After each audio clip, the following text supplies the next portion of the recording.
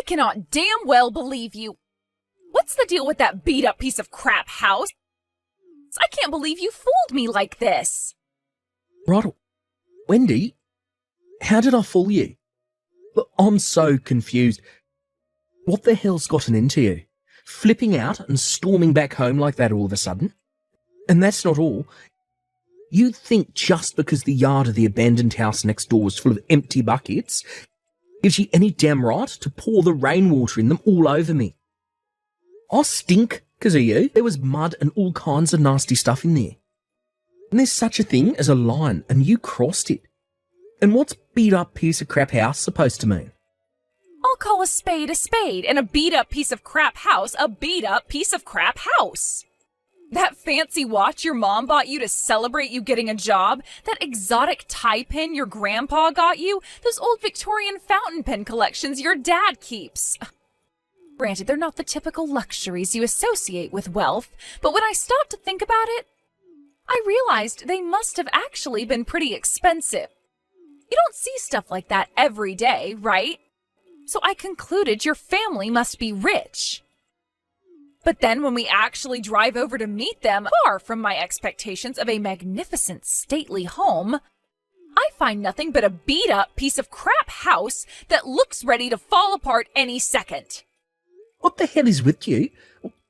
Wait a sec. Let me get this straight, Wendy. Does this mean the only reason you dated me for 2 years was because you thought I was the son of a rich family? What's wrong with that? Is there something wrong with wanting your husband to make enough money to provide you with a stable life? Go on, I'm waiting. A man's value is determined by the size of his wallet, and it's a woman's right to have expectations. That's one thing I'll never budge on, and I ain't ashamed to say it.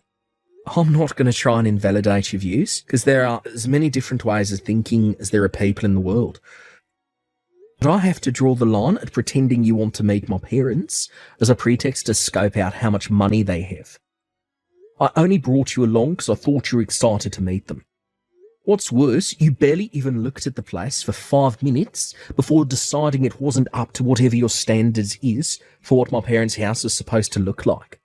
Oh, believe me, Mark, I took a very good look. That's why I got pissed and went home. Scammer. Brokey.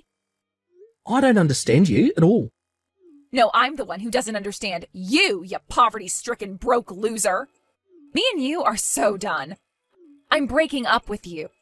If you want to be in with a shot at putting a ring on this finger, I suggest you get a better job and start making more money.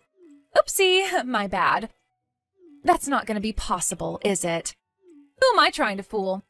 There's no way a broke loser raised in a piece of crap house like that could ever afford to have a beauty like me on his arm. I don't think of myself as poor at all, actually. Real wealth is on the inside, and I had a great upbringing full of love. You won't get any objections from me on the breakup.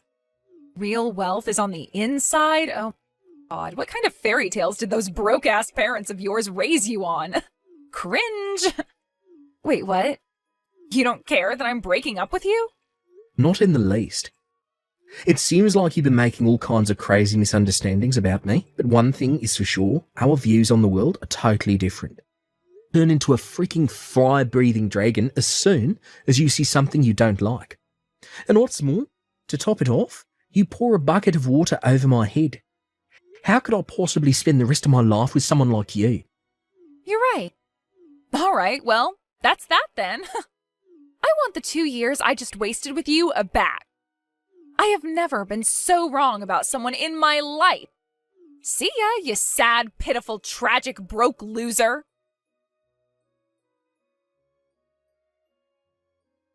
Hey, Mark. Has it already been 5 years? I have the weirdest feeling that time's passing both super fast and really slowly at the same time. I guess 5 years should have been sufficient for you to get your act together enough that you're finally worthy of putting a ring on my finger. That's great, babe. I'm so excited to hear about how hard you've been working. Well, where are you living these days? I'm getting my stuff together right now, so make sure you let me know before I move in tomorrow, okay?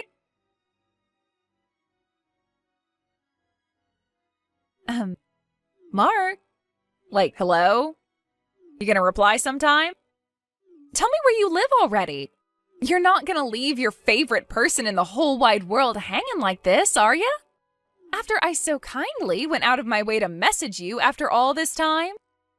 You do realize that normally in this situation, it's you who should be sending out the first olive branch? Hello? Tell me your new address already.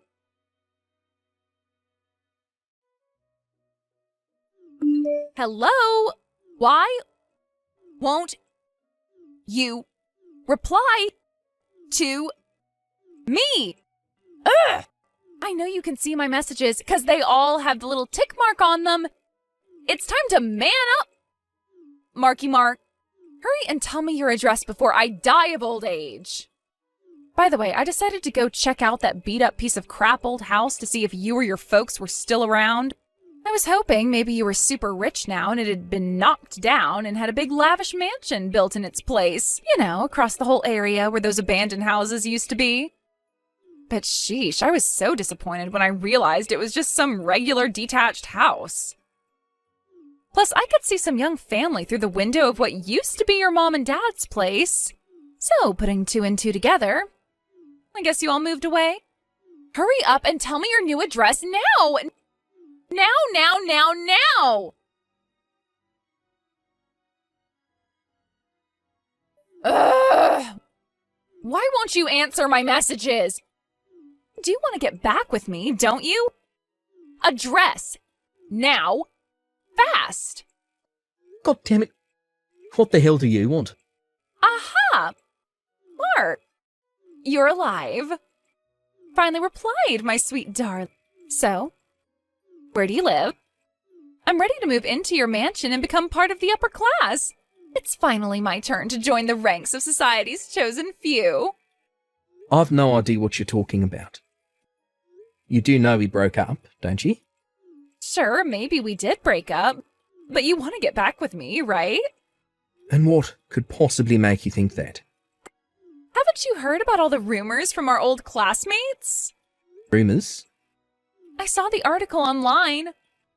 Mark, interview with the young hotshot CEO set to take America by storm. How amazing are you? I was so shocked. I can't believe you're doing front page interviews with major media companies now. You really have moved up in the world, huh, baby? It's all they're talking about in our old college group chat right now. Sure, I know about the article. What does it have to do with you? Everything. In fact, I can only think it was fate that one of the guys found it and posted it in the chat. No, it most definitely has nothing to do with you. My life is none of your business. Stop playing hard to get, silly. The reason you worked so hard to get rich after we broke up is because you want to marry me, right? Excuse me? I told you before, right? That if you wanted to be in with a shot at putting a ring on this finger, then you should get a better job and make more money. And you actually did it. I am so proud of you, baby. I can't believe someone raised in a beat-up piece of crap house like that made it all the way to the top of a major company. And all to win my heart? Oh God, Mark, I think I'm gonna melt. Well, you did it. You made the grade. Congratulations, baby. All right, let's get married. So, where do you live? But you're already married. Huh? I was a little confused when I saw those nonsensical messages you spammed me with before. It was all too sudden and suspicious for me, so I did some digging. And when I did, I discovered that you married some corporate boss in his 50s, straight after we broke up, but that he eventually divorced you for spending his money like it grew on trees. Guy number 2 was young CEO of venture startup, but he divorced you when he found out you were cheating on him after the kid came out half black. As for your third and current husband, he found out not only were you cheating on him, but also that you were hiding the fact you were a 2-time divorcee with kids by forcing your relatives to look after them. Needless to say, this one's going to end in divorce too. No way. Obviously, sucker number 3 is demanding compensation for your betrayal. But since your family already disowned you and you have no one else to rely on to dig you out of the hole you got yourself into, you're totally screwed. And this all just happened to coincide with my interview hitting the news. Yep, It's just like you say. It's true, I do have kids, and I am set to be hit with my third divorce. But if you love me so much that you worked hard enough over these last 5 years to be getting front-page interviews with major magazines just to be in with a shot at winning me back, then surely none of that matters, right? You're categorically wrong at the fundamental level, so allow me to correct your insane assumptions one by one. Correct me? About what? First of all this stuff about my mum and dad's house being a beat-up piece of crap. I see you went snooping around the neighbourhood and were upset to find a regular old detached house where my mum and dad used to live. And you were right, none of us live there anymore. We sold both the house and the land it was built on. Huh? However, since my dad still owns the abandoned house next door, I still park my car there when I head down to see everyone. My mum and dad actually live on the next block now. Wait a sec. It's not that big stately mansion with the classical portico and Ferrari in the drive, is it? Bingo. My dad sold the old house just after my granddad passed away 2 years ago. When we were getting on top of everything with the inheritance arrangement, me and my parents had separate houses built, so now we live apart. Wow, really? It sounds like you guys came into some money, huh? Hurry up and give me your new address. My divorce with this husband is pretty much guaranteed at this point, so I can move in with you right away. How does tomorrow sound? Like my worst nightmare. As for the next correction, my efforts at work had absolutely nothing to do with you. Huh? It was for my parents who always supported me in what I wanted to do. And my fiancé, who I've been dating for 3 years, we got engaged last year. Huh? What the hell? You mean you've been seeing another woman? We broke up 5 years ago, Wendy. What the hell does it have to do with you if I've been seeing another woman or not? It has everything to do with me. I'll do everything in my power to make sure this wedding is not allowed to go through. Mark my words. If you've got enough time and energy to do pointless crap like that, wouldn't it make more sense to get a job and lay the financial groundwork for your post-divorce life? It's not pointless. I just know that if you meet up with me, the flame of our passion will be ignited and you'll be madly in love with me all over again. You're nuts. Ugh, just give me some more time. Soon everything will fall into place.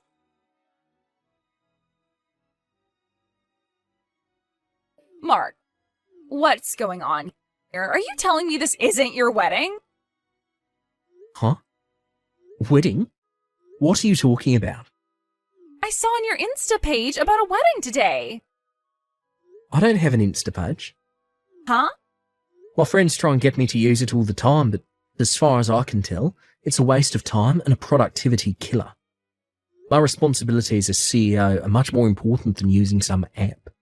I can't afford to be careless with my time management with the company being set to make its next big break.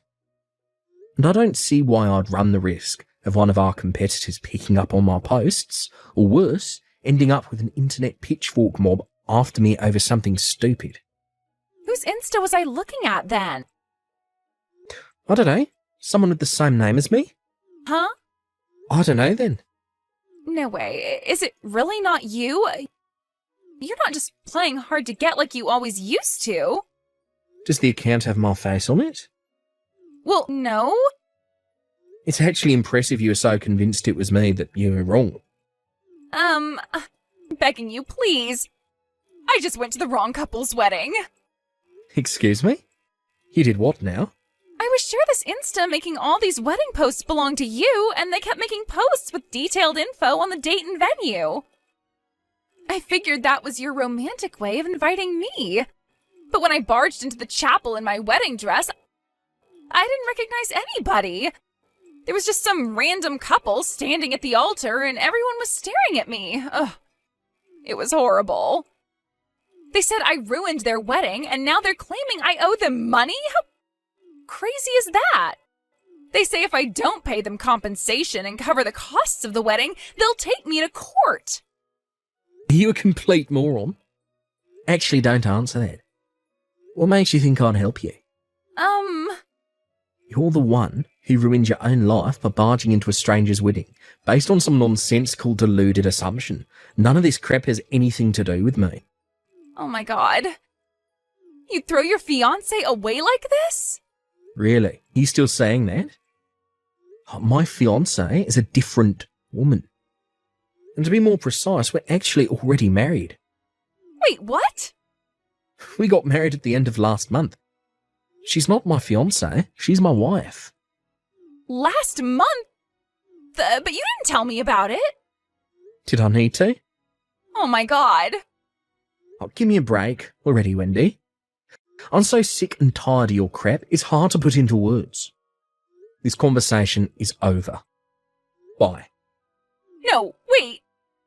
Fine, if you're not gonna marry me, at least do something about all this money they're saying I owe them. Mark, please. Where do I even start? I thought I'd finally seen the back of that lunatic after she insulted my family and broke up with me. But then she appeared out of nowhere, asking me to take her back. Ultimately, her false hopes turned out to be based on the mother of all misunderstandings that came about after she jumped to the wrong conclusion in desperation to get herself out of the mess she had made. Apparently, the couple whose wedding she ruined charged her $50,000 in compensation, which she ended up having to go into debt to pay off. Last I heard, she had no choice but to give her kids up for adoption, and now she's working day and night just to keep the lights on in her shabby, worn-out apartment. I told my wife about what went down with my psycho ex, and she put it nice and succinctly. So she bungee jumped into a life of debt-filled misery to satisfy her unquenchable thirst for rich men. Sad. Hearing it put so simply actually kind of blew my mind. I guess in her own weird way, all Wendy wanted was to be happy. But where did it get her? It got me thinking about what happiness really is. One thing's for sure, the whole thing's been a pretty thought-provoking experience. I like to think that we can learn from everyone, and if Wendy taught me anything, it's that instead of relying on my parents' wealth, I should always work hard to live on the fruits of my own efforts.